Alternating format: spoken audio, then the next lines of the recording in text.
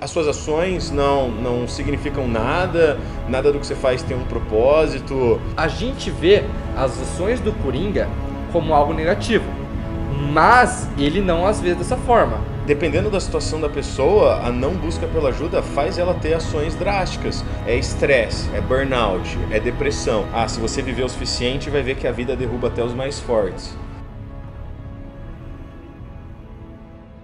Fala galera, aqui é o Matsu para dar um recado para vocês. A partir de agora, toda segunda e quinta-feira tem Lição Nerd no Spotify e no YouTube. Então vai lá no Spotify, segue a gente, acompanha bonitinho e aqui no YouTube também, toda segunda e quinta.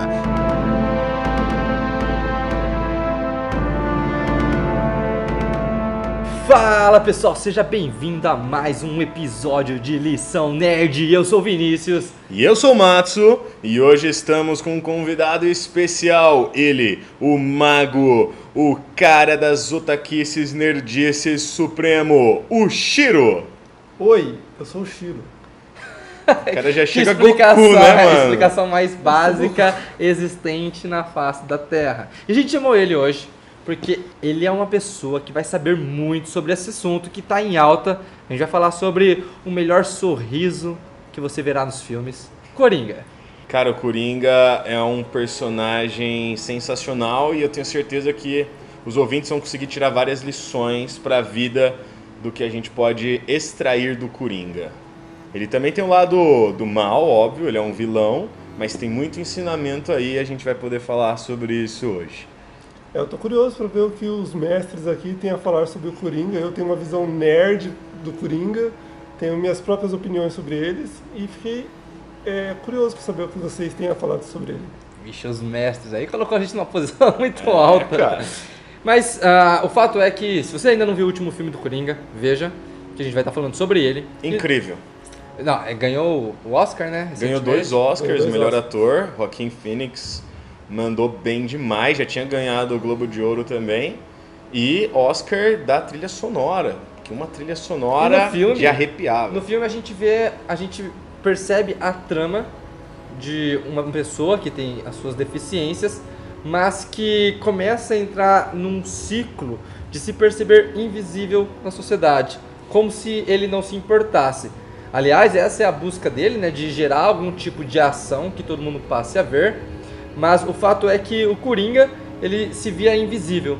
E é essa a pergunta do dia de hoje. Será que no final ele tinha razão e nós somos invisíveis na sociedade até que a gente resolva fazer algo megalomaníaco, seja isso positivo ou negativo? Bom, eu acredito que a gente vive no mundo da informação, né? Ficou muito fácil de você mostrar a sua cara. Com a internet, com as redes sociais, todo mundo consegue aparecer. E ao mesmo tempo, num mundo em que tem muita visibilidade, parece que o sentimento de isolamento e solidão também é crescente. É uma coisa meio paradoxal, à mesma medida que a comunicação evolui numa velocidade tão grande, parece que as pessoas se comunicam menos, que elas aparecem menos. Daí essa sensação que muitas pessoas têm. É muito possível que alguém, até os ouvintes, já tenha sentido isso em algum momento da vida, que é passar por um momento de solidão. Parece que as suas ações não significam nada, nada do que você faz tem um propósito. Isso até explica o crescente niilismo nas obras ficcionais, né? Nada faz sentido. Nada faz sentido, então, como diria o Morty, vamos assistir TV, cara. Porque nada faz sentido mesmo. Então acho que isso é um reflexo da nossa sociedade. E como que o Coringa vai lidando com isso, até por causa das necessidades dele, ele traz à tona algumas características da sociedade que, se a gente não souber lidar, pode trazer várias consequências negativas para o indivíduo, né? Mas antes da gente entrar exatamente no mérito do o que a gente pode fazer para não ser invisível e coisas do tipo, é interessante a gente pensar que é o seguinte, a gente vê as ações do Coringa como algo negativo, mas ele não as vê dessa forma. Para ele, o que ele está fazendo é um bem para a sociedade, ou de alguma forma é um bem. Como que vocês veem isso? Por que ele pensa dessa forma? Então, o Coringa, inicialmente ele teve até medo das ações dele. ele ficou em conflito naquele primeiro momento, ele que mata 3 pessoas, ele fugiu, ele negou praticamente que foi ele. Só que depois que ele viu o reflexo daquilo, ele se abriu. Não fui eu mesmo para receber a glória do que aconteceu. Isso é muito legal, porque dentro de comunicação a gente busca entender como as pessoas funcionam para se comunicar melhor. E você se sentir parte de algo é uma coisa que é muito importante para o ser humano. E é o que a gente começou falando, ele não se sentia parte de nada. E matar os três caras de Wall Street ali no metrô fez a transformação dele. Tanto é que ele corre para o banheiro, aquela dança que simboliza muito mais do que só uma dança. E quando ele tem uma cena que é incrível, quando ele tá saindo com a menina, com a mulher lá, que depois a gente fica na dúvida se aconteceu ou não, ele olha para um táxi e tá passando uma pessoa com a máscara de palhaço. E aí ele fala: "Nossa, sou eu provoquei isso, eu provoquei, Mas por que eu que sou você acha parte que, disso." por que você acha que essa ação de ter matado essas 3 pessoas foi importante pra ele? Por que ele buscou isso e qual foi... Por que isso o fez feliz? Porque vamos imaginar é que eu obviamente eu não vivia as mesmas condições que ele, mas se eu mato 3 pessoas, eu não acho que eu vou sair dançando. Eu acho que eu sentiria um peso na consciência. Entendi, que bom que você sentiu um peso na consciência, significa que Que eu não sou um assassino. Você é normal. Coringa até aquele momento tinha tomado muita porrada da vida. Buscou ajuda, que isso é uma coisa muito importante, né? Isso que o filme ilustra, né? Que é buscar ajuda de um profissional. É que no fim depois a ajuda dele foi negligenciada e enfim. Mas ele buscou ajuda, ele toma porrada atrás de porrada. Ali foi como se ele se libertasse das amarras do que é certo e do que é errado, porque vivendo certo do jeito que ele sempre viveu, ele só tomou porrada. E aí quando os caras provocam, na verdade ali na defensiva, ele não é intencionalmente mata, né? Ele reage. Quando ele faz isso, ele se sente livre, porque as ações O dele... terceiro foi intencional. É, Ele foi atrás do cara, o cara saiu correndo, ele foi atrás com a arma. foi atrás, pra finalizar o trabalho. Talvez para não ser reconhecido, para terminar o trabalho mesmo, Sem saberem que foi ele. E aí, olha que coisa louca, tem outra, eu falei do táxi, mas teve outra que ele olha o cartaz, tá no trailer isso, ele olha o cartaz, aí o cartaz é um palhaço com uma cara meio demoníaca, assim, né, porque ele tá sendo procurado, porque sabem que foi um palhaço que assassinou. E aí ele olha, ele tenta imitar a careta, e quando ele faz isso, é como se ele estivesse mudando a identidade dele ali, a identidade de um palhaço que fazia graça para alegrar os outros e para viver disso, que queria levar sorriso para os outros, para um monstro, símbolo de algo maior. Mas o que você está querendo dizer, então, é o seguinte. Se qualquer pessoa tomar muita porrada da vida, pode ser que matar 3 pessoas possa fazer se sentir bem. Não é bem isso, mas o que pode acontecer é que, dependendo da situação da pessoa, a não busca pela ajuda faz ela ter ações drásticas. Uma delas seria matar outras pessoas, outros iriam pelo caminho, por exemplo, do suicídio, alguma coisa nesse sentido. E o que você recomendaria? Vamos imaginar que a gente tem aqui um ouvinte... Um dos dois eu espero, né? Então, claro. A gente tem um ouvinte aqui que está numa situação difícil, está numa situação complicada, está se sentindo triste, desamparado, solitário, vê que ninguém quer ajudar ele. Eu não acho que é uma boa ideia se a gente falar para ele: imite o Coringa, mate uma galera e vire um marco. Mas o que ele pode fazer? Acho que a primeira coisa é perceber que não está sozinho, né? A gente está numa sociedade conectada, mas de pessoas ilhadas, e existem muitos canais de buscar ajuda e outras pessoas que também estão numa situação parecida ou já passaram por uma situação assim e podem ajudar. Buscar ajuda acho que é a melhor recomendação.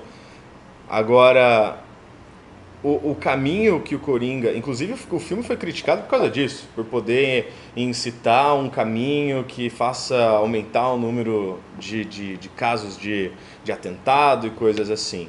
Agora, com o desenvolvimento do personagem... É porque assim, existe a jornada do herói. A jornada do herói, Joseph Campbell, incrível, está em praticamente toda a obra ficcional que tem herói. E O filme novo do Coringa, a jornada do herói é a jornada dele, então é a jornada do vilão. E o que a jornada do herói faz? Ela cria empatia por quem está assistindo pelo personagem principal, pelo protagonista, que normalmente é um herói. No caso é o Coringa. Então existe sim, mesmo você sabendo que a ação dele foi errada, é unânime que existe uma empatia com o Coringa, porque você entra no sentimento dele, você sofre junto com ele. Mas você acha que pra ele é vilão ou ele é herói? Acho que pra ele quando ele tá na entrevista com o Ray, ele entra, tem uma fala dele que é eu cansei de fingir que não é engraçado, que ele matou as pessoas.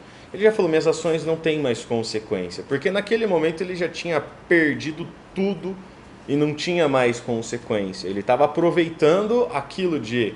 Eu sempre achei que minha vida era uma tragédia, agora eu descobri que é uma comédia.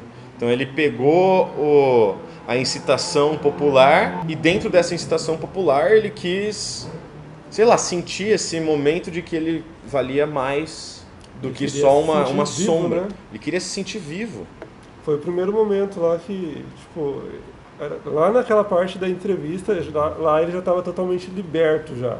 Ele já tinha aceitado as coisas que tinham acontecido com ele, tanto que ele falou lá, a minha vida, agora eu entendi minha vida, sabe? Foi o momento que explica, que ele entendeu a vida dele, foi aquele momento lá. E antes, pouco antes, quando ele estava se preparando para ir para a entrevista, que ele mata um dos palhaços lá na casa dele, você vê que ele já estava totalmente já... nem aí com a situação, porque ele deixa um dos outros fugir e tava de boa, sabe? Então lá você já vê que ele tava liberto dessas amarras que tinha na cabeça dele. Entendi. Eu acho que assim, ainda que a gente esteja falando de um vilão que tenha feito suas ações negativas aos nossos olhos e aos olhos da sociedade, a gente também está falando de um ser humano com problemas, sim, mas com suas deficiências, sim, mas que saiu de uma jaula de estar se sentindo sozinho, de um desespero, né, de uma depressão solitária e através de algumas ações conseguiu alcançar a própria felicidade, a sua própria forma de viver, ainda que de algumas formas que a gente consideraria errado e que a gente não recomendaria. Mas você acha que é possível, e se sim, como é possível fazer um paralelo com a vida real, com pessoas que também possam estar se sentindo sozinhas? Como que elas conseguem fazer essa mesma trajetória, talvez de uma forma mais positiva, e qual ensinamento talvez pessoal ou profissional que isso pode gerar na vida de alguém? Acho que um dos principais, assim, que eu acredito muito é que, por muito tempo, cuidar da sua mente foi visto de uma forma meio pejorativa. Tipo aquilo lá, terapia é coisa de gente doida. Só que hoje tem mudado esse paradigma, mas tem gente que ainda acredita nisso. Ah, só vai em psicólogo quem... Tem problema. Problema sério. Tem um problema sério. E não é verdade. É muito recomendado fazer terapia, é muito recomendado ter um profissional que tá te ajudando a processar tudo isso, porque a gente toma porrada na vida. A gente vai tomar porrada na vida. E muitas vezes é aquilo, um médico não consegue se operar. E é saber quando pedir ajuda. Dentro da nossa profissão, do nosso trabalho, hoje a maior razão de absenteísmo no trabalho são... doenças e causas emocionais, são causas mentais. É estresse, é burnout, é depressão. E isso está adoecendo uma geração. Então, cuidar da própria mente, cuidar do seu corpo, cuidar da sua saúde e saber quando pedir ajuda, sabe? Acho que ninguém é de ferro. A gente passou por um momento em que teve uma síndrome de workaholics, muita gente que ficou viciada em trabalhar. Agora tem mudado um pouco esse paradigma, mas se não se cuidar da mente, do corpo, do espírito de alguma forma, você acaba não conseguindo lidar sozinho. Tem uma frase do filme do Van Gogh que eu acho que cabe aqui, que é aquilo do... ele caiu porque é fraco. Aí o cara responde... se você viver o suficiente, vai ver que a vida derruba até os mais fortes. Então, é desmistificar essa ideia de que só quem é fraco ou só quem é muito necessitado precisa de ajuda. E aí você aumenta a sua performance profissional. Quando você lida bem com a sua mente, quando você tem um equilíbrio, corpo, mente, espírito, olha para isso de uma forma holística como um todo, você aumenta a sua performance, aumenta a sua produtividade, aumenta outras competências que você tem porque você não deixou espanar. Eu acho que ali no Coringa, o que aconteceu? Deixou explodir a bomba. Podia ter resolvido muito antes. Demorou. Tardou para ter uma ajuda eficaz, efetiva, e aí acaba explodindo. E essa explosão, normalmente, quando acontece, ela tem várias causas negativas. Mas o caso do Coringa também é um caso bem extremo, né? É um caso que, tipo, 1 em milhões, sei lá, porque... Você acha que o Coringa poderia ter sido ajudado? Você acha que tinha salvação para ele? Eu acredito que sim.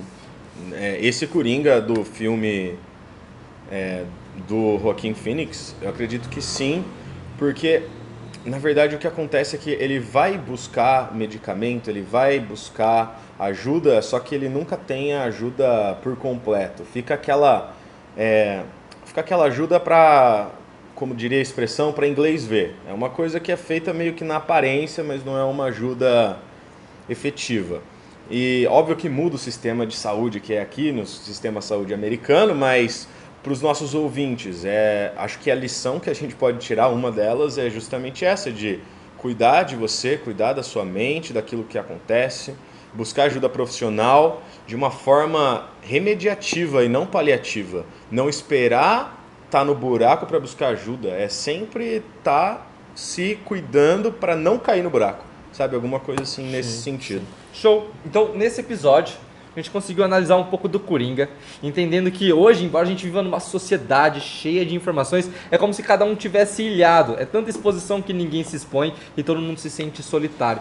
E antes que qualquer bomba exploda, antes que qualquer pessoa exploda, é importante que ela busque ajuda e que, na verdade, isso não é um sinal de fraqueza, muito pelo contrário. É uma mostra de força, é assim que você vai se tornando cada vez mais forte. É importante a gente lembrar também que, mais importante do que discutir se Coringa é vilão ou herói para ele mesmo, esse foi o caminho que ele encontrou para se sentir bem, para se sentir parte, inclusive para fazer parte da identidade que ele gostaria de ser, e que ainda que seja um caminho que a gente não recomende, é importante que as pessoas busquem aquilo que elas gostariam de ser e vivam com integridade, sempre buscando ajuda psicológica, que isso não é sinal de fraqueza, e buscando viver sua vida da melhor forma possível, porque uma vez que a pessoa começa a tratar das suas emoções e da sua mente, ela aumenta a sua performance tanto na vida quanto no trabalho. É exatamente isso que você disse, Matsu?